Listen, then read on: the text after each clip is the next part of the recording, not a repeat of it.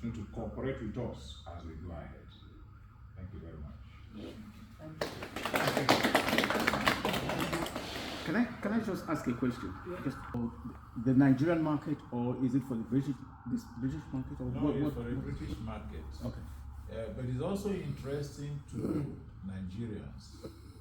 Okay, because or the African market. Yes, it's interesting to Nigerians to know, because as Madam Ojukwu has mentioned, the immigration of seafarers from Africa has a lot of redeeming values, and it has produced a lot of very brilliant results, which will also be highlighted in this work.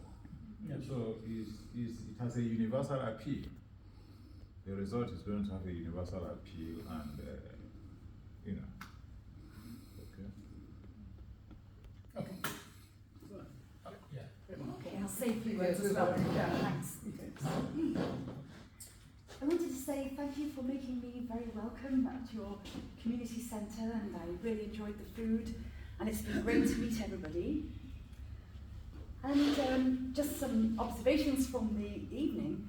It's been very interesting for me because originally our project wasn't so focused on what we were talking about tonight. We were thinking more about just the general topic of seafarers and their connections with Liverpool. But as the project is getting deeper and deeper, we're finding more and more niche elements. Well, as Edmund has already indicated really tonight, it was a sort of unexpected and exciting discovery to hear about the impact upon women of seafarers arriving in Liverpool. And as you say, this is a new subject, so we think it's exciting to explore this and make this available for the world. And I also wanted to say that we think it's important to record this side of Liverpool's history, because it's actually everyone's history in Liverpool, not just the Nigerian or the Ghanaian community or anything. It's all the Liverpudlian people who suddenly meet and sometimes welcome, or sometimes are not very welcoming to people from other cultures too, but it's still part of Liverpool's history. And then we're seeing so many changes in the maritime trade, the way that no longer can you go on a Sunday to see the ships arriving from Nigeria. It's changed. So we need to record and remember that it was different at one time, that you could do these things you described tonight.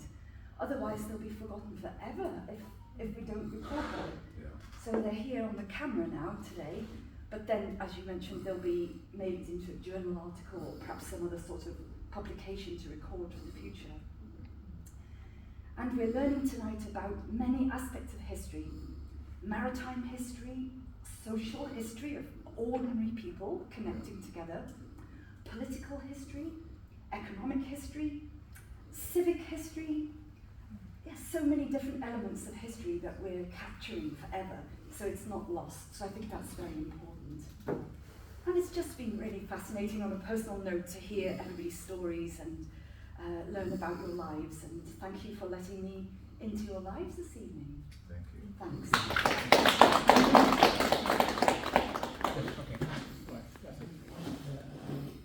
started by welcoming you all, and I want to end by thanking all of you for taking part in this is a wonderful part of our history.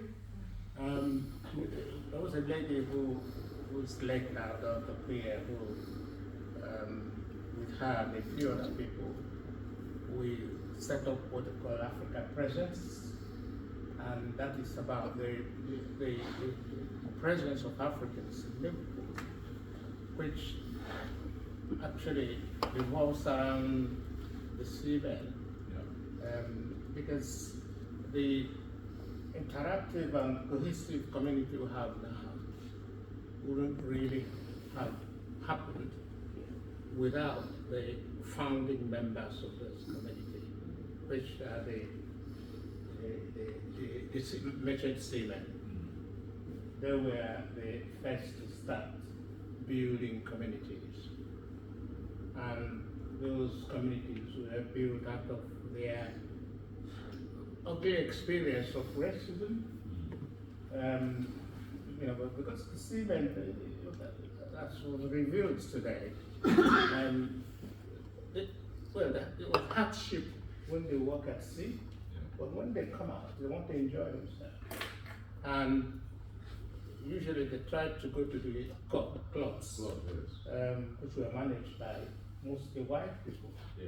And if you know the setup of clubs, it's only, if you're a licensed club, it's only members that have freedom of entry.